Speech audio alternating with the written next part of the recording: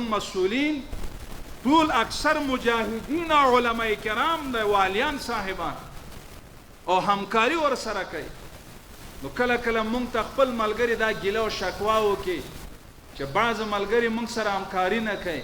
نو مونږ ته بیا مشرتابه دا هدایت کړی دی چې کم کس سرکشي کوي او د دین او د اسلام او د اسلامي امارت په نوم کوي او د والی صاحب خبره نه مانی او د امر بالمعروف نه سرکش وي، نو مونږ ته بیا دا هدایت شوی چې دغه کس شهرت مونږ ته معرفي کوي او بیا اسلامي امارت کې بیا چې څوک مجرم ثابت شو هغه تاسو ته اندازه لګي د هغې حشر بیا څنګه. نو الله دې زمونږ او ستاسې په وجه دین بدنام نه کړي. اوس که چېرته مونږ د پردی موټرانو نه کورونو نه استفاده وکړو، تاسو راته وایئ تاسو علما یې د هغې استفاده یو ملت هم حرام ده که نه ده؟ پردی کور کې چې مونږ ناست یو بغیر د اجازه د مالک نه، نو هلته اوسېدل حرام نه ده. او زموږ اسلام او دین دا وایي چې تاسو حقدار ته حق ورکئ. ولهذا د امر بالمعروف په دې وخت کې داسې په امتحانونو مرحله نه تېرېږي چې دوستانو هم ورسره حساسیت لري او دشمنانو. نو تاسو وایئ دا ولې؟ ځکه چې امر بالمعروف مثال داسې ده لکه مثال بلا تمثیل وایم، لکه دا ترافیکونه چې ولاړ دي، بس هر چاته وایي دا کوه دا مه کوه، دا کوه او دا مه کوه، خیر کوه او منکرات مه کوه. نو مطبوعات هم موږ سره داسې تاسو نه یادوم، تاسو خلک یې، نو کله کله مطبوعات هم داسې ولیکي، داسې تورې ولیکي چې هغه بالکل امر بالمعروف نه په طرحه کې وي، نه په عمل کې وي، نه په کردار کې وي. نو مونږ بیا وایو دا زمونږ رونه ده، دوی به اوس به ښه شي. تېره ورځې چا لیکنه کړی و، دا معتادین رونه دا فیصله وشو په کابینه کې چې دا راټول کړو. نو چې راټول کې یو معتاد وي خو هغه خو خبرسر وي، نو بعضو مجاهدینو د هغې سرونه کلولې،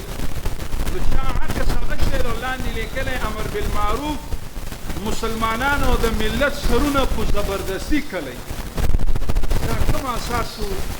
اوس نور څه شی نه وي، همدغه تبلیغات.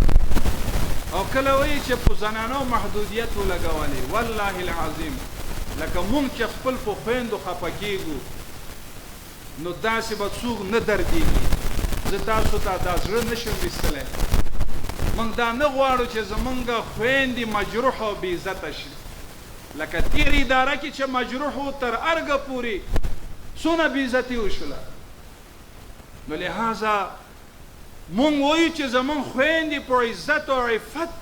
او په یو چوکاټ او د اسلام او د افغانیت عنعناتو په حدودو کې خپل ژوند ته حریت او ازادي ته ادامه ورکړي. دا اوس محدودیت نه ده. او کله کله څوک داسې جذبات شي چې امر بالمعروف په فرامینو جرحه کوي. اوس کیدای شي دته به معلوم نه وي امر بالمعروف فرامین د قرآن او د سنت نه اقتباس شوی او بیا د امیر المؤمنین حفظه الله د طرف نه ابلاغ شوی، نو اوس دا جرحه فرامینو باندې عین جرحه او په قرآن او سنت ده. په دغه وجه باندې نو مونږ دا وایو هیوادوالو ته چې تاسو مونږ نه پوښتنه وکړئ. راځئ د امر بالمعروف هره دروازه پرانستلی، هر چا دپاره، د وزارت نه تر ریاست او تر مدیریت او امیریته پورې مونږ ستاسې خادمان یو. تاسو مونږ ښه لارې ته بلو، مونږ درته وایو چې جنت ته راشئ، مونږ درته وایو د دوزخ نه تاسو بچ کوو. نو بیا مونږ پسې کله کله د سوشل میډیا د لارې څوک تبلیغات شروع کړي، وایي ملت د لوږې د لاسه مړه شو، د وږي د لاسه مړه شو، او دوی وایي چې ځان اصلاح کوي. مونږ مسلمانان یو، مونږ ځان اصلاح کړی. نو اصلاح خو دې ته نه وایي چې مونږ وایو. امر بالمعروف او اسلامي امارت دا وایي چې سود مه کوه، دروغ مه وایه، اجنبیت مه ګوره، بې حجابي مه کوئ، رقصونه مه کوئ.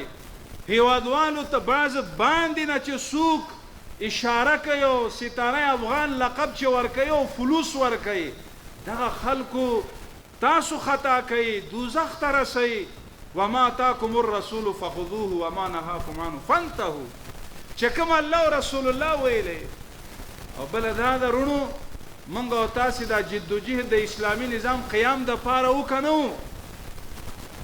نو چې وو اسلامي نظام قیام په امر بالمعروف او نهي عن المنکر راځي لکه مسلمانانو بقا چې په جهاد راځي نو موږ به کوشش وکړو دوی ته کوشش وکړو چې په دلایلو باندې قناعت ورکړو او چې یو انسان حساسیت لري هغه اسی هم هدایت د الله په لاس کې ده کنه ده مونږ تاسو مکلف د جدوجہد یو مونږ تاسو مکلف د هدایت نه یو انك لا تهدي من احببت ولكن الله يهدي من يشاء هدایت خدا الله تعالی په لاس کې ده نو قران کریم کې الله نبی علیہ السلام ته فرمایل ثم جعلناك على شريعه من الامر هذا پاره ما یو شریعت واضح لار مګرځولې من الامر دین اسلام درک ماتا تا اليوم اكملت لكم دينكم واتممت عليكم نعمتي ورضيت لكم الاسلام دينا دین کامل او اکمل او مکمل ده نو چې کله ما تا شریعت او اسلام درک نو فتبعها ولا تتبع اهواء الذين لا يعلمون تاسو به د دین او د اسلام تابعداري وکوي تاسو به د جهال او د لا يعلمون تابعداري به نه کوي دا د الله د طرف نه حکم ده نو لہذا مونږه دلته خالص اول مقصد داو چې تاسو سره د دې فتح نه رستو د نږدې نه ووینو او کله امر بالمعروف مبارکي تاسو سره په ذهن کې صداسي مشوره خیر وینو مونږه ډیر تاسو احسان به په مونږ باندې چې تاسو مونږ ته مشوره خیر راکوي کوم ځای کې امر بالمعروف کې تقصيرات وي ځکه د فتنې دور ده نو کله کله زمونږ ملګری جذباتيان شي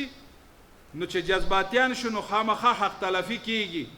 نو بیا مونږه کوشش دا کوو چې هغه کنټرول کو ځکه دا د اسلامي امارت پالیسی هم نه وي او د امر بالمعروف لایحه کې هم دغه نه وي دا هم نه کوو قدرمندو چې منکرات کیږي او مونږ به ګورو ځکه دغه آیت چې لیکلی دلته دا تاسو علمای الله فرمایي ويامرون بالمعروف وينهون عن المنکر اوس دا یامرون د قرآن معیار په نظر چې مونږ وګورو او تا سره حکومت هم شته سلطه هم شته طاقت هم شته نو یامرون بالمعروف د حکومت دا وظیفه نه ده چې په لاس او په ځواک به منع کوي دا خو د حکومت وظیفه ده فإن لم يستطيع فبلسانه دا د علماو بیا وظیفه ده فإن لم يستطيع فبقلبه دا عام د ملت وظیفه ده اول د طاقت او په مټو باندې به منکرات به منع کوي خو حکمت د لارې بکاو اسنه چې زمونږ په وجه باندې چاته ضرر ورسي زه تاسو ته په اطمینان درته وایم او بیا تاسو ته اطمینان درکوم قدرمندو مونږ هم بشر یو انسانان یو 425 ولسوالۍ وي هغه کنټرولول 4 ولایتونه وي ریاستونه وي په دې 9 میاشتو کې الحمدلله سرتاسري افغانستان کې د امر بالمعروف په نوم باندې چاته غیر شرعي اذیت نه دی رسیدلی غیر شرعي غیر اصولي نو موږ دا د الله شکر ادا کو او که کوم ځای کې خلاف الاولا کار شوی وي موږ هغه تدارک کړی ده هغه مو کنټرول کړی ده او مجازات او مکافات وینو کنټرولیږي نو لہذا علما خپل مسؤلیت لري دا یوازې امر بالمعروف کار نه ده حکومت او امارت خپل مسؤلیت لري او عام ملت او وګړي خپل مسؤلیت لري اوس بعض ولایتونو کې ما ته معلومو د شلو پوری منکرات کېده نو اتیر ورځې رئیسانو راته وویلي چې دغه شل قسم 15 قسم منکرات اوس 0 درجه ته ټیټ شوی ده ملت هم خوشحال ټولنه هم خوشحال الله هم خوشحال او شهیدان هم خوشحال او د شهدا او ارمانونو هم پورا نو مونږه کوشش دا کوو چې د امر بالمعروف په نوم باندې چاته اذیت ونه راسي ځکه موږ ملګرو ته دا وایو چې موږ باید د ټول عالمو دپاره یو داسې الګو حیثیت ولرو چې وایي دین دې ته وایي او الحمدلله د حریت په فضا کې دی وخت ده کیدای شي داسې وخت بیا را نشي نو الله تعالی دې عمل کولو اول توفیق ما ته راکړي او بیا تاسو ته الله نصیب وګرځوي نو کمانه داسې بیادبي شوی وي غیر اختیاري به مو کړی وي مونږ د تاسو مشرانو نه ټولو نه مونږ بخښنه غواړو معافي دنه غواړو او الله تعالی دې زمونږ او ستاسې دا ناسته لوجه الله وګرځوي او الله تعالی دې باروبار دغسې ناسته الله توفیق نصیب وګرځوي زمینه جناب والی صاحب امر بالمعروف ملګرو دا تاسو دا زمینه او شریعت معیار ټاکلی څنو دپاره وفرا او جمعه او لمه نبی کریم علیه السلام په درې طرقو پرېښی یو د دې غوږ منځ دا هډوکې چې ده یو د دې غوږ نرمه پورې او کله کله به د دې نرم د دې غوږ نه دې اوږو ته به رسېده تاسو ټول علما او مجاهدین یې اوس چې د امیر المؤمنین حکم هم و د نبی علیه السلام احادیث هم و اوس د دغه سنتو خلاف څڼې پرېښودل دا په عصیان کې راځي که نه راځي جواب تاسو راکړه ای قدرمندو او که په دغه وخت کې دغه مجاهد په هر مسؤلیت کې چې وي که هغه اصغر وي او که اکبر وي او که اوسط وي خدای مکړه الله دې نه کړي که دغه وخت کې مرګ راشي او اطاعت د امیر کړی نه وي نو د دې مرګ هغه ثمره او نتیجه به څه وي تاسو ته اندازه لګي لهذا اوس زمونږ په دې لیکو کې د مجاهدینو د نظامي ځایونو کې هغه څڼې چې مونږ خپل د طبیعت مطابق کوو او نفس مونږ ته دا وایي چې ته دا څڼې اوږدوه نو په ټولنه کې هم دا ښه نه لګي مونږ ته خپل ملت دا وایي اول تاسو خپل ځان اصلاح کوئ بیا مونږ ته وایي امر بالمعروف وکړئ اوس چې کله دا اوږده دا څڼې مونږ پرېږدو دا الله ویلی دا رسول الله صلی الله علیه وسلم ویلی نه دا خپل امیر ویلی نه ده ویلی امیر او رسول الله صلی الله علیه وسلم خو دا وایي چې تاسو سیرت د سنت برابر کړئ ولې نه برابرو دا ملګری چې راځي دا څڼاور دا خو خامخا چې یو مسؤل پورې به مربوط وي نو چې مربوط وي نو قیامت په ورځ الله هم د دغه مسؤل نه به پوښتنه کوي چې تا ولې نه کنټرولوو نو بیا الله په دربار کې چې کله مونږ پاسو خفاتن عوراتن غرلن په دغه وخت کې بیا مونږ جواب نه لرو قدرمندو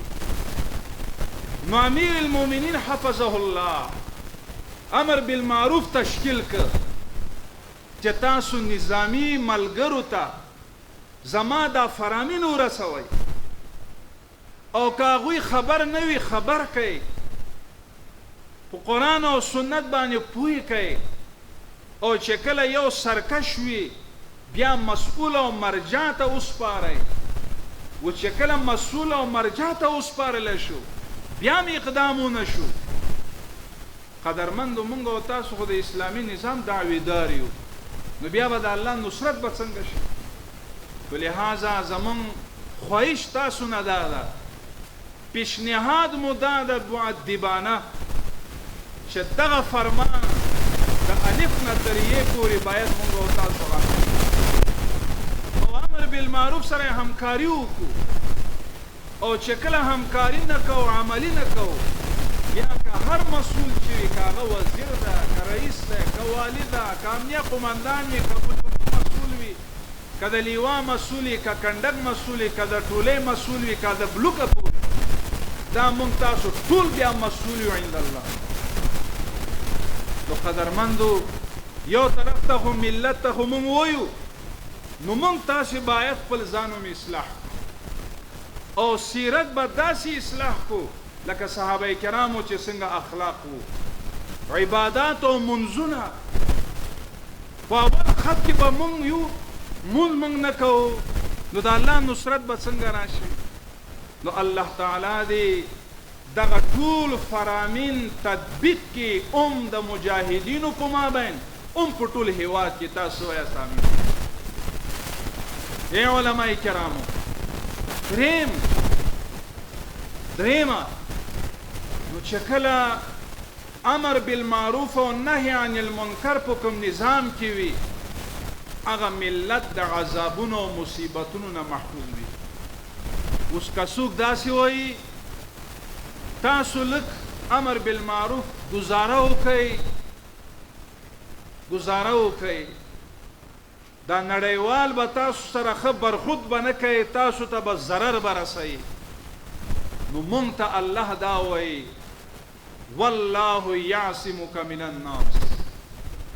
ته د الله شه او الله به ستاسو شي، خو د ټول آفات او بلیات او د شر نه به الله تاسو به محفوظ به ساتي. قدرمندو ابراهیم علیه السلام په اور کې چا محفوظ ساتلی و؟ الله. چا محفوظ ساتلی و؟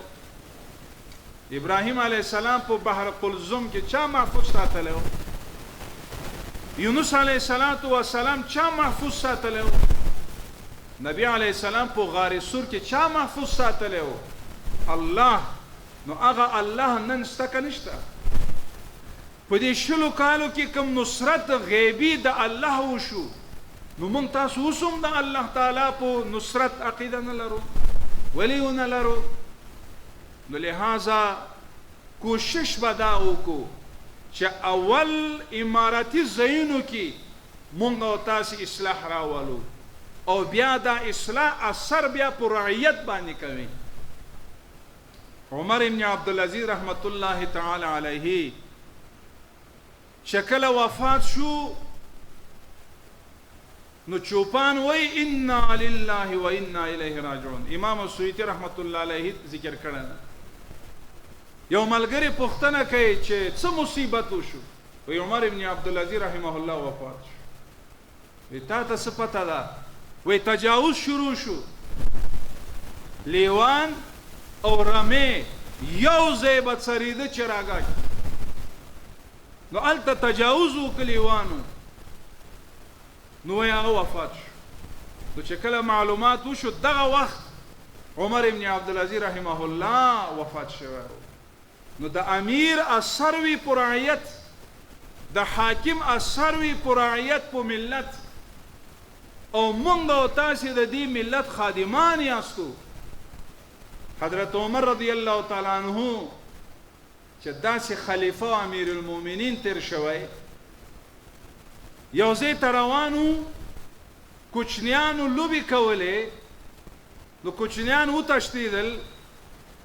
حضرت حسین رضی الله تعالی عنہ وی لا تفر خادمنا یسأل عنا یوم القیامه. سوچ وکړئ دغه خبره حضرت عمر صاحب واورېده. عمر رضی الله تعالی عنہ لاړ حسین رضی الله عنہ ته وی راشه.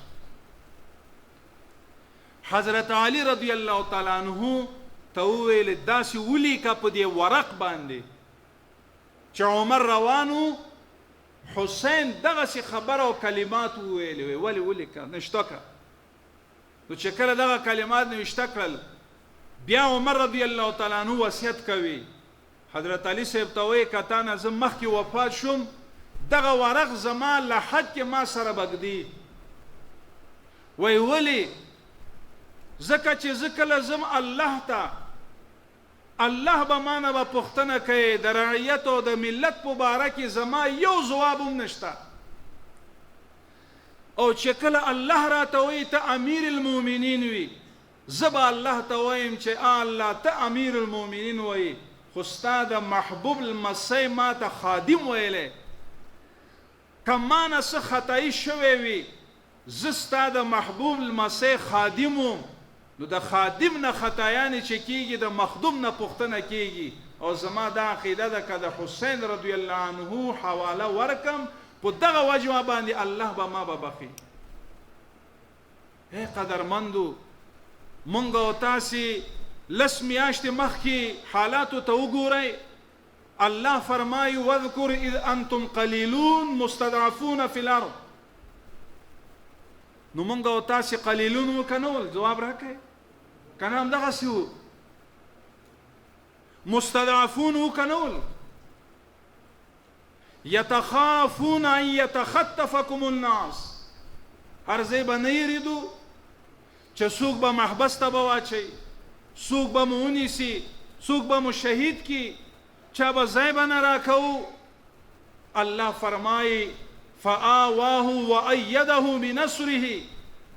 دا لوی لوی پارتمانونه، دا موټران، دا حکومت، دا ځواک، دا طاقت او دا مضبوط نصرت دا الله وکړه در سره. نو الله تعالی فرمایي ورزقکم من الطیبات لعلکم تشکرون. نو اوس موږ تاسو د شاکرینو په مرتبه کې یو. اوس که امر بالمعروف زمونږ علما 425 ولسوالیو کې موږ علما تشکیل لرو او هر محتسب معیار دا ده چې فارغ عالم وي، هسې نه چې اسلامي امارت او نظام زمونږ په وجه بدنام نشي. اوس دا خو سپین یو چپن دوی اچولې ګرځي، اجرایي قوه خو امر بالمعروف نه لري قدرمندو. او بیا سمع شکایت برخه امیر المؤمنین حفظه الله امر بالمعروف ته سپارلی او مستقل دی د پاره یو معینیت تشکیل ده، ریاستونه تشکیل ده، په هر ولایت کې مدیریت عمومي تشکیل ده او د هغې ترتیب دا ده چې په کوم یو مسؤل باندې سمع شکایاتو په دلیل او په ثبوت سره دوی ته ثابت شو چې دی کې جرم شته، نو سمع شکایاتو ملګری امر بالمعروف د هغې په اوږه باندې لاس کیښوده. نو په هر مسؤل باندې دا وجیبه ده چې ورسره همکاري وکړي او مجازات یا د محاکمو کار دی هغې ته یې حواله کړي. دا زمونږ او ستاسو دا ملت د مظلوم اوریدل دا زمونږ او ستاسې کار نه ده. اوس یو مجاهد وي د مجاهد په نوم، اصل مجاهد خو دا عمل نه کوي. بعضو ځایونو کې د پردی ملکیت